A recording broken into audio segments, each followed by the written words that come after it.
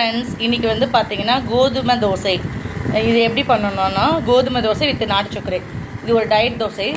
இது எப்படின்னா கோதுமை மாவு, கொஞ்சம் ஒரு சிட்டிகை உப்பு, நல்லா தண்ணி ஊற்றி நல்லா மாவை கரைச்சிக்கிட்டு தோசை பேனில் வந்து நல்லா எண்ணெய் போட்டுட்டு அதுக்கப்புறம் ஊற்றி எடுத்து சாப்பிட்டு சைட் டிஷ் நீங்கள் என்ன வேணால் வச்சுக்கலாம், குழம்பு என்ன வேணால். பட் வந்து எண்ணெய் கம்மியாக போடணும், இது டயட்ன்றதுனால. அதனால் இதே மாதிரி நீங்களும் செஞ்சு ட்ரை பண்ணி சாப்பிட்டு ஃபீட்பேக் எப்படி இருக்குன்னு சொல்லுங்கள் ஃப்ரெண்ட்ஸ். இது கூட நாட்டு சக்கரை வச்சுக்கிட்டோம், குழம்புலாம் எங்களுக்கு பெருசாக இது இல்லை. அதனால் எப்படி இருக்குன்னு பார்த்துட்டு சொல்லுங்கள் ஃப்ரெண்ட்ஸ். நீங்களும் ட்ரை பண்ணுங்கள். மறக்காமல் டேக் கேர் சேனலுக்கு சப்ஸ்கிரைப் பண்ணுங்கள், லைக் பண்ணுங்கள், ஷேர் பண்ணுங்கள். இல்லை ஐஷு, இந்த தோசை பிடிக்குமா? பிடிக்குமா? நல்லா இருக்கா? சாப்பிட்டு பாருங்கள்.